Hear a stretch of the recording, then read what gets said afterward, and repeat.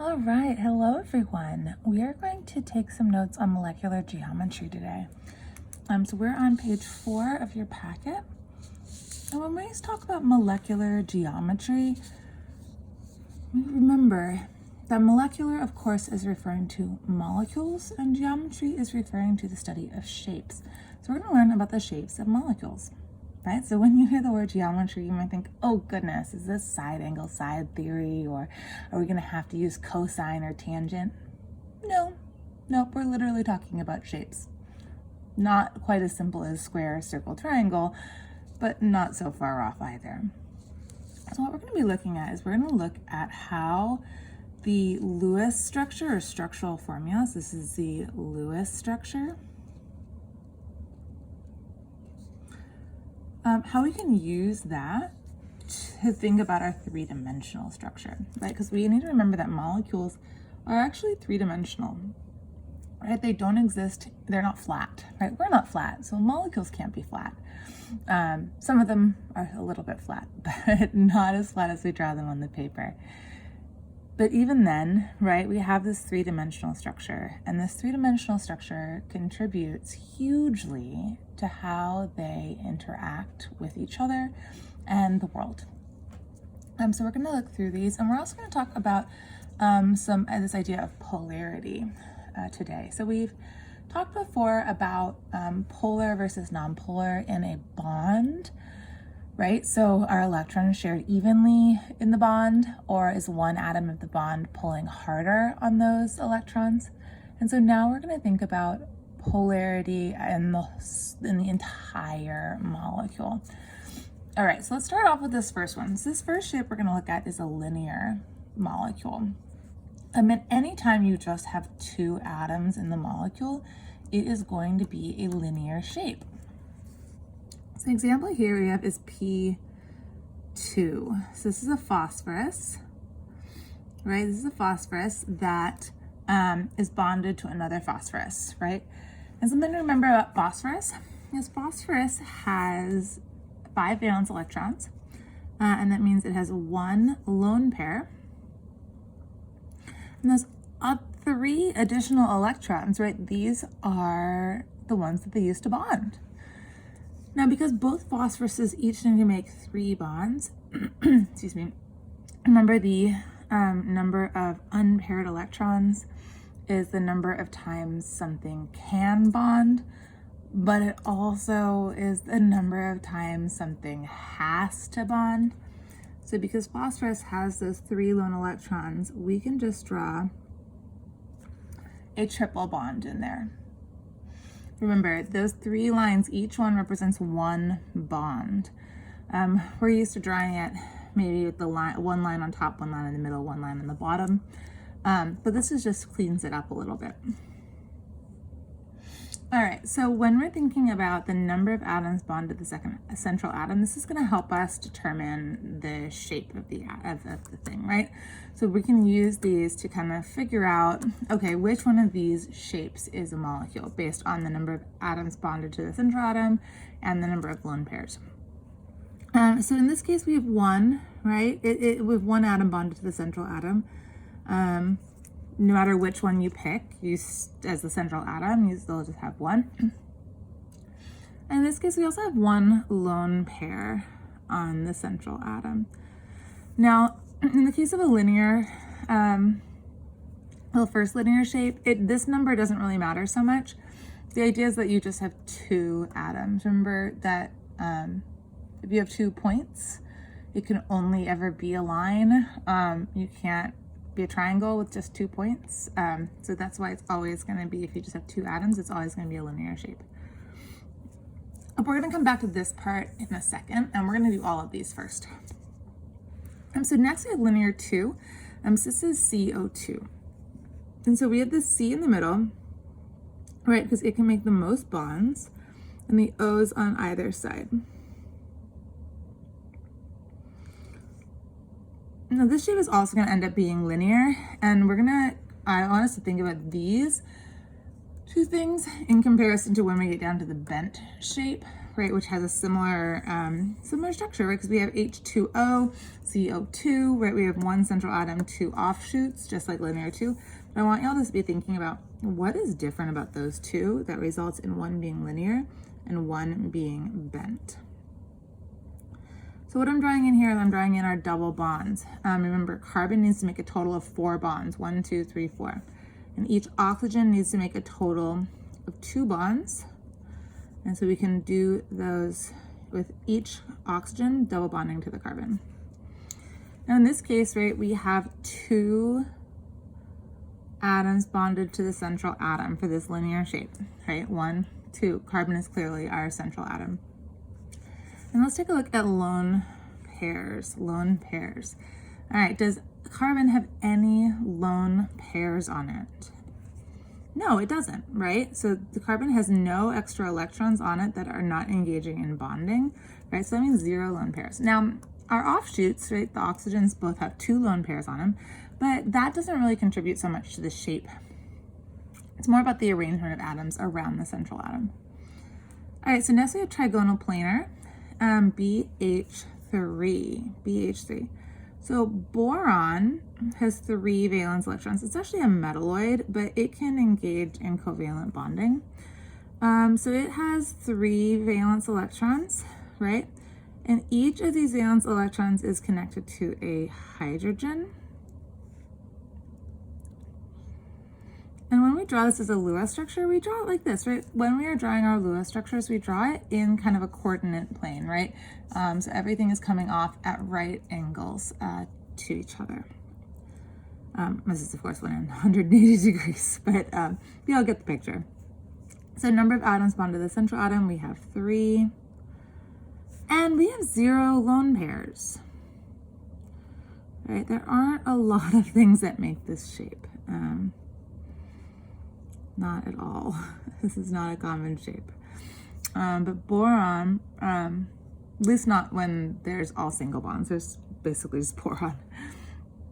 We see here we have 3 coming off of there. So we're going to look at tetrahedral next.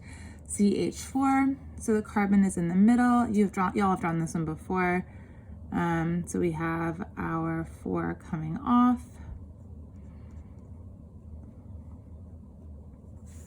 We have 4 now. We have 4 coming off our central atom. And we have 0 lone pairs. Okay. All right, we have no extra dots. So now I want us to, we've gone through these 4, and I want this next one's going to get a little trickier, okay? And I really want y'all to think about, like, what makes this linear 2 different from the bent? And also, what makes this trigonal planar, that's how we say that word, trigonal planar, trigonal planar, and what makes this one different from this one that we're about to draw, which is, we call this next shape trigonal pyramidal. Now remember, when we're thinking about these shapes, we are not thinking about the Lewis structure. Instead, we're thinking about this 3-dimensional shape, and that'll be clear in a minute. So our next one is our nitrogen. Our nitrogen has 5 valence electrons around it. Each of its unpaired electrons gets to form a bond with a hydrogen, which gives us 3 atoms bonded off of the central atom. But I want us to take a look at something. Okay, so we saw earlier there's another thing that has 3, right? We see here with the trigonal planar. This one had 0 lone pairs off the central atom. But what about this one? This one has 1. Now, what we're going to see in a minute is that these lone pairs, the lack of or the presence of, dictate a lot about the shape. These lone pairs are super important for determining the 3-dimensional shape, how that atom arranges itself in space. All right, so next we have the bent. So again, right, we want to think about how this one right here is different than the linear 2. Oxygen is in the middle. It's lone pairs. It's lone electrons off to the side. Let me draw these out. Now there's another way of drawing this, and I'm gonna draw this over here. This is another way of drawing this. that mimics the actual shape of the molecule more closely. But it's still not exact because this, of course, is a 90-degree angle. And so this gives we have 2, and we have 2 lone pairs in this case. Right, we've got 2 lone pairs coming off of it. Okay, so we've gone through the basics. Right, we're going to come back and do the bonus if we have time.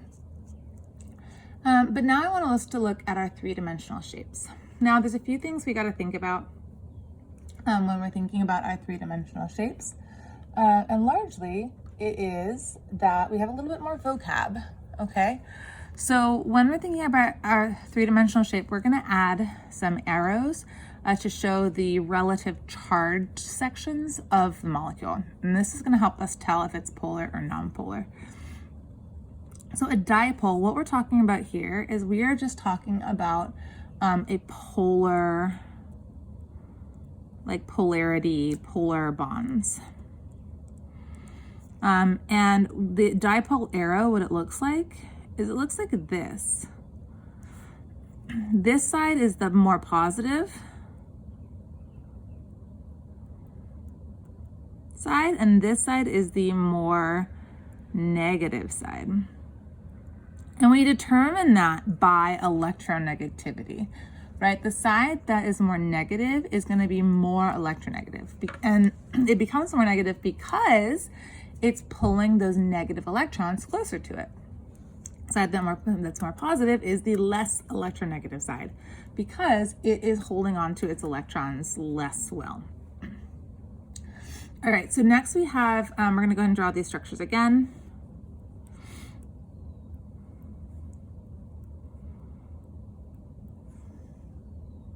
All right, so in this structure right here, we would draw our dipole arrows facing towards our lone pairs. Excuse me. And what we see here is that this is an evenly balanced molecule, right? All of the arrows are kind of, they're evenly balanced, right? If you cut down the middle, right, they are facing in opposite directions. And so when we actually look at the electronegativity, right? No, I did not memorize this. I got it from an electronegativity table. We see that the bond itself is nonpolar because these electrons are being shared evenly between the 2 atoms, but also the molecule itself is nonpolar because the charge is evenly distributed, right? Both sides of the structure are pulling on the electrons evenly. So if we look at the next one, this one's also going to be linear, right? It says it in the name of the atom. Now, if we look at the electronegativities, right? Our electronegativity of carbon is a 2.5. I did actually memorize this one. And oxygen is 3.5. Again, I did actually memorize this one. So that means that the oxygen is better at pulling on the electrons than our carbon. And so it's going to be more negative. So these are also going to be pointed outwards. Okay, so just like previously, right, we can cut it down the middle. We see that both sides are symmetrical. If all arrows are pointing towards the middle of the molecule, or all arrows are pointing away from the molecule, the center of the molecule, then it is going to be a nonpolar. Now, something to keep in mind is sometimes we have these shapes, and if they are not the same element on both sides, it can actually be a linear shape, but a polar molecule. So this relationship of shape and polarity is not necessarily constant. All right, so next we have trigonal planar. Now, something to keep in mind when we're thinking about these is this bond, and this bond are all made out of electrons. And electrons, do not want to be close to each other. Things that have the same charges push away from each other. And so we want to arrange these bonds as far away from each other as they can get. So what that results in is our trigonal planar shape.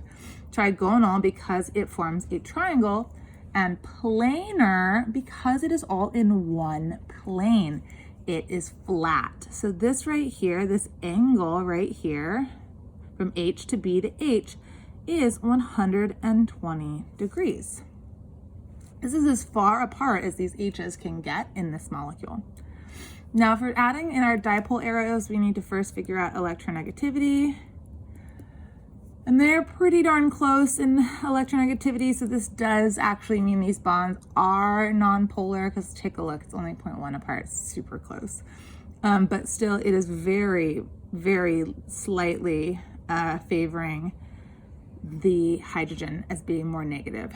But again, look, all of the starting points, all of the arrows are pointing away from the central atom, right? And not just the central atom, the center of the molecule. So this makes it nonpolar. Okay, so next, this one's kind of tricky to draw, but we want to think about something in 3 dimensions, not 4. We don't need to think about it through time. So when we're thinking about something in a 3-dimensional space, right, we really want to think about, let's go ahead and draw it out here. Right, we want to think about it like taking place almost like in a cube. Right, so I'm just going to draw my cube here so we can kind of imagine this. Right, so I have my cube here. And if we have in the center, we want to draw out our 4, this is about the center, our 4 connections, right? You don't want to think about it going up, down, left, right, because it can actually space out farther.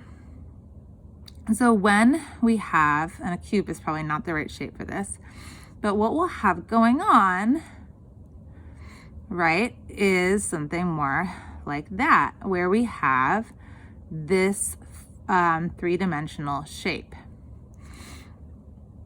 We have kind of one touching almost every side of the box.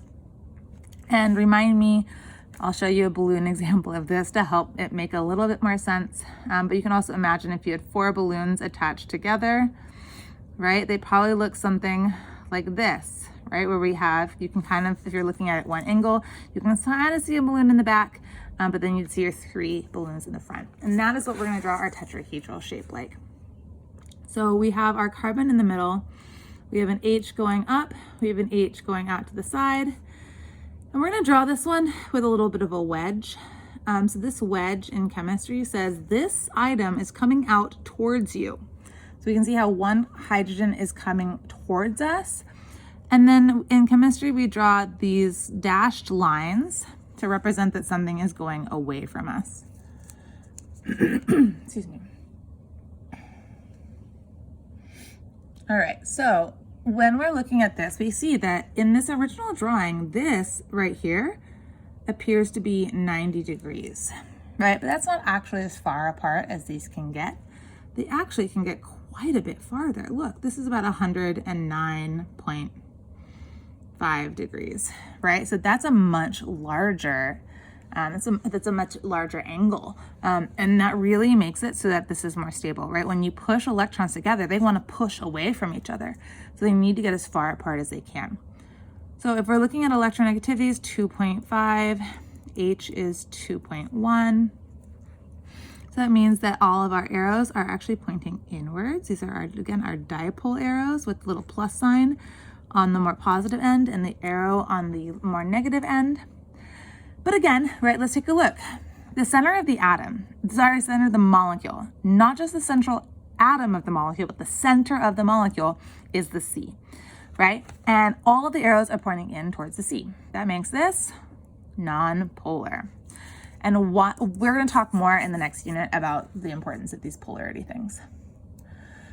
All right, next we have trigonal pyramidal. We're just going to do these 2 more, and we'll save the trigonal bipyramidal for extra later.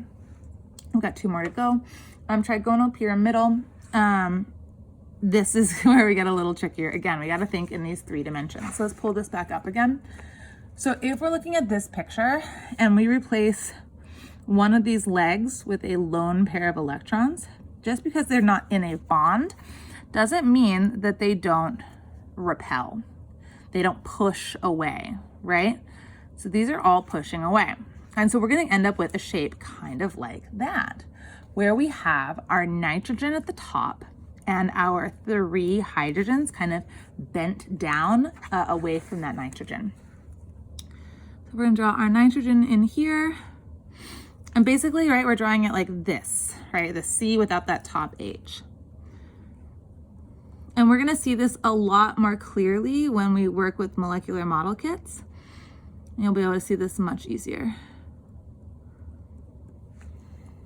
So this shape is trigonal pyramidal, right? You can see how this actually forms like a little triangle, like a little pyramid with the N at the top and then the H's at each leg. Now, if we're gonna look at our electronegativity, right? The electronegativity of nitrogen is 3.0. Hydrogen 2.1. So clearly this is a polar bond. That's a pretty big difference in electronegativity, with the more negative end being upwards. Now let's take a look. If you were to say the central part of this molecule, your gut might say, oh, let's go to N, right? Because it's the central atom. That's not actually the middle of the molecule, right? Like right here is the middle of that molecule, right in here. Now, all of the arrows are not pointing towards the center of the molecule. They're all pointing towards the central atom. They're all pointing upwards. And so this is our first polar shape. Truly polar, always polar, right? Some of these others can be not polar or non-polar depending on what is making them up. A trigonal pyramidal shape is always going to be a polar molecule because it has this lone pair on the central atom. So this actually gives us a partial negative charge on one end of the molecule and a partial positive charge on the other end of the molecule. Now remember, these little 8s that look like they gave up, those are our partial charge symbols. Okay, last but not least, let's go ahead and do the bent. Now, bent is super cool. It is seriously why water does the way it does, right? That's why water freezes. When it freezes, it's less dense than the liquid form. It's really cool. So let's take a look. We have 2 lone pairs on the water. So if we look back to our picture right here, right, let's replace another one of our legs of our tetrahedral shape with a lone pair, right? Just like before, these lone pairs are repelling the bonds. Right, so we're going to end up with this kind of little bent shape here with our oxygen in the center of the atom, so center of the molecule, as the central molecule, central atom, and our H is off to the side.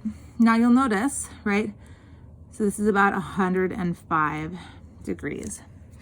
Now note, this is slightly more narrow than the legs of the tetrahedral, and that's because those lone pairs actually have a really strong effect on pushing those bonds in. Now we already know oxygen is 3.5, hydrogen is 2.1, oxygen way more electronegative, so it gets the negative side of the arrow, and this gives us partial charges. So what do we think, polar or non-polar? Hopefully you guessed polar, because that is the correct answer, right? Because we have our arrows are all pointing upwards, not inwards or outwards. If your arrows are all pointing up or they're all pointing down, right, that is going to be a polar molecule. If they're all pointing in or they're all pointing out, right, as in these shapes, then it's going to be a non-polar shape.